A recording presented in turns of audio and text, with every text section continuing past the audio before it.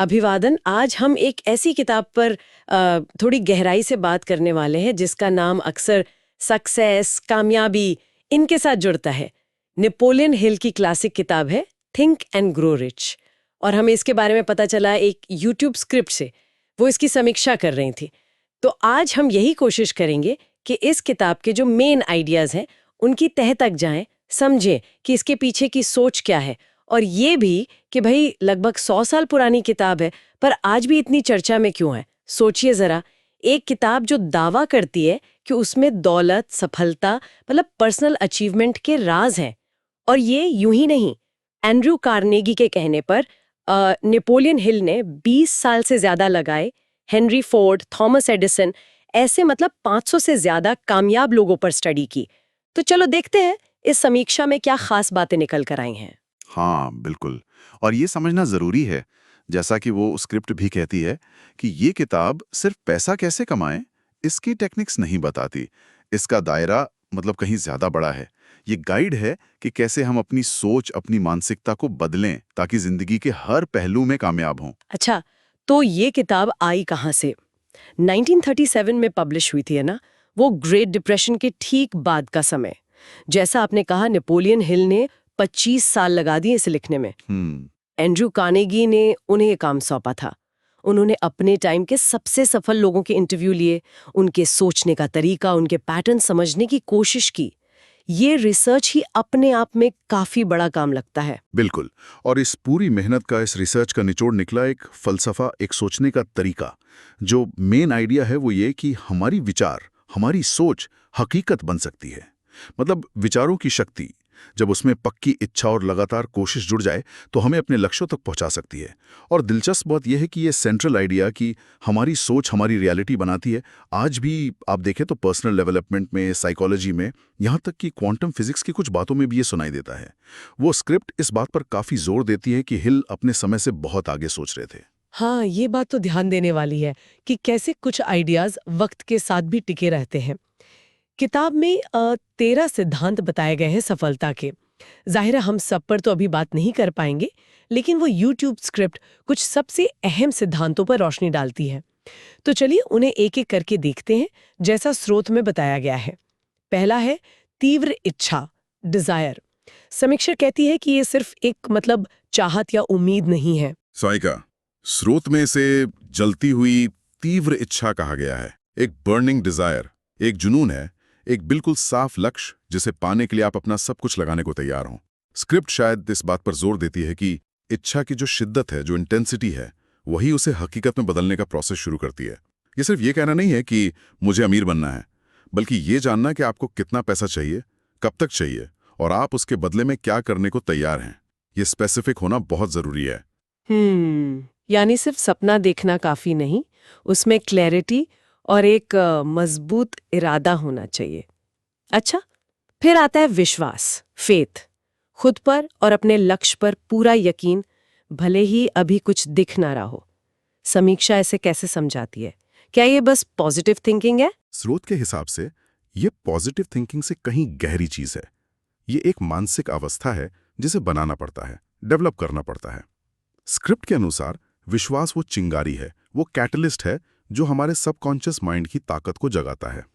ये वो मीडियम है जो विचारों को, जो कि मानसिक ऊर्जा है, उसे फिजिकल रूप देता है। हिल मानते थे और समीक्षा ये बताती है कि विश्वास को ऑटो सजेशन या आत्म सुझाव से मजबूत किया जा सकता है। ये कोई अंधा विश्वास नहीं है, बल्कि अपनी काबिलियत और यूनिवर्स के नियमों में एक गहरा यकीन। जब आप सच में मानते हैं तो आपका बर्ताव, आपके फैसले सब उसी तरफ जाने लगते हैं। और यही विश्वास हमें अगले सिद्धांत पर लाता है, आत्म सुझाव, ऑटो सजेशन। यानी अपने सबकॉन्शियस मन को पॉजिटिव विचारों और क्या कहते हैं, अफर्मेशंस से बार बार प्रोग्राम करना। स्क्रिप्ट ने इसे कैसे पेश किया? क्या ये बस शीशे के सामने खड़े होकर अच्छी बातें बोलना है? नहीं, स्क्रिप्ट इसे उससे कहीं ज्यादा एक सोफिस्टिकेटेड टेक्निक बताती है। ये आपके कॉन्शियस माइंड और सबकॉन्शियस माइंड के बीच एक पुल की तरह है, एक संवाद का तरीका। स्रोत के मुताबिक ऑटो सजेशन का मतलब है अपने लक्ष्यों और इच्छाओं को पूरी भावना, इमोशन के साथ मिलाकर बार बार दोहराना, ताकि वो आपके सबकॉन्शियस में एकदम गहराई तक बैठ जाएं। हिल का मानना था कि हमारा सबकॉन्शियस माइंड जो है वो लॉजिक नहीं लगाता, वो तर्क नहीं करता, वो बस दिए गए निर्देशों पर काम करता है। तो जब आप विश्वास और भावना के साथ पॉजिटिव सुझाव देते हैं तो सबकॉन्शियस मन उन्हें सच मानकर काम करने लगता है। ये सिर्फ रटना नहीं है, बल्कि एक एक्टिव इमोशनल प्रोसेस है। स्क्रिप्ट शायद इसे सबकॉन्शियस को सही दिशा देने का एक पावरफुल टूल मानती है। दिलचस्प है कि ये सिद्धांत कैसे एक दूसरे से जुड़े हुए हैं। इच्छा, फिर विश्वास और फिर उसे सबकॉन्शियस में डालने का तरीका। अगला सिद्धांत है विशेष ज्ञान, स्पेशलाइज्ड नॉलेज। इस पर समीक्षा क्या कहती है? क्या मतलब है कि जनरल नॉलेज काफी नहीं है? हाँ, समीक्षा इस बात पर जोर देती है कि सिर्फ सामान्य जानकारी होना या डिग्री होना काफी नहीं है सफलता के लिए। हिल का तर्क था कि आपको अपने चुने हुए फील्ड में खास प्रैक्टिकल नॉलेज चाहिए, ऐसी नॉलेज जिसे आप इस्तेमाल करके कुछ वैल्यू बना सकें। स्रोत यह भी साफ करता है कि जरूरी नहीं कि यह सारा ज्ञान आपके पास ही हो। महत्वपूर्ण ये जानना है कि ज्ञान कहाँ से मिलेगा, उसे कैसे ऑर्गेनाइज करना है और इस्तेमाल करना है। यहीं पर मास्टरमाइंड ग्रुप का रोल भी आता है, जहां आप दूसरों की स्पेशल नॉलेज का फायदा उठा सकते हैं। तो ये सिर्फ जानने के बारे में नहीं है, बल्कि नॉलेज को अप्लाई करने के बारे में है। और फिर आता है वो सिद्धांत जिसे अक्सर क्रिएटिविटी से जोड़ते हैं, कल्पना, इमेजिनेशन। इसे मन की वर्कशॉप कहा गया है। समीक्षा इसे कैसे देखती है? क्या ये सिर्फ डे ड्रीमिंग है? अच्छा, तो समीक्षा इसे 2 हिस्सों में देखती है, जैसा हिल ने बताया था। पहली है संश्लेषणात्मक कल्पना, सिंथेटिक इमेजिनेशन। ये क्या करती है? ये मौजूदा आइडियाज, कॉन्सेप्ट्स या प्लान्स को नए कॉम्बिनेशंस में अरेंज करती है। ज़्यादातर आविष्कार इसी से होते हैं।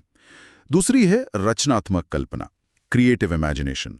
ये इंट्यूशन, इंस्पिरेशन से बिल्कुल नए आइडियाज पैदा करती है जहां पहले कुछ नहीं था। स्रोत बताता है कि हिल मानते थे कि जो बड़े लीडर्स और कामयाब लोग होते हैं वो दोनों तरह की कल्पना का इस्तेमाल करते हैं। अपने इच्छा को हकीकत बनाने के लिए प्लान्स बनाने में कल्पना एक बहुत जरूरी औजार है। समीक्षा इसे विचारों को प्लान्स में बदलने का पहला कदम मानती है।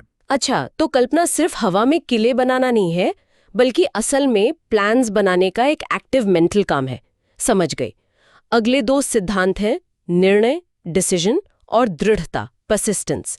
समीक्षा इन्हें कैसे जोड़ती है? स्रोत इन दोनों को कामयाबी के लिए बहुत ज्यादा, मतलब अविश्वसनीय रूप से जरूरी मानता है। हिल ने पाया कि जो सफल लोग होते हैं वो फैसले जल्दी और मजबूती से लेते हैं, जबकि जो असफल रहते हैं वो फैसले टालते रहते हैं और दूसरों की राय से आसानी से भटक जाते हैं। समीक्षा शायद इस बात पे जोर देती है कि फैसला लेने की काबिलियत आत्मविश्वास और मकसद की स्पष्टता से आती है। लेकिन सिर्फ फैसला लेना ही काफी नहीं है। यहीं पर दृढ़ता यानी परसिस्टेंस का रोल आता है।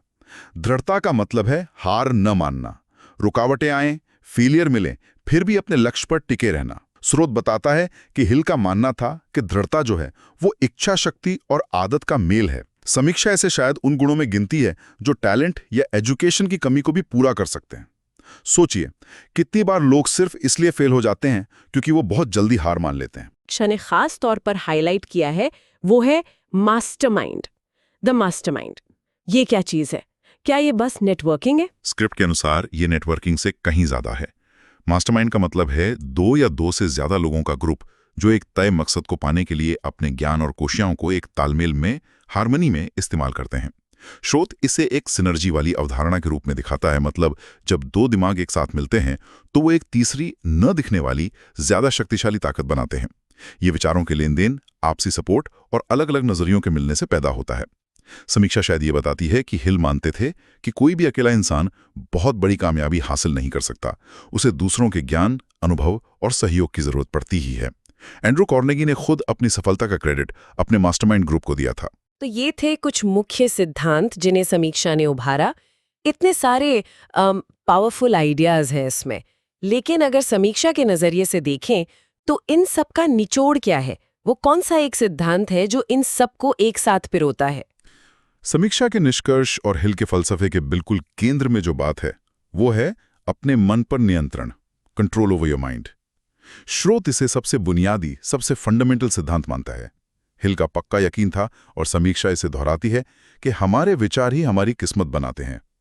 हमारी बाहरी दुनिया हमारे अंदर के विचारों का आईना है।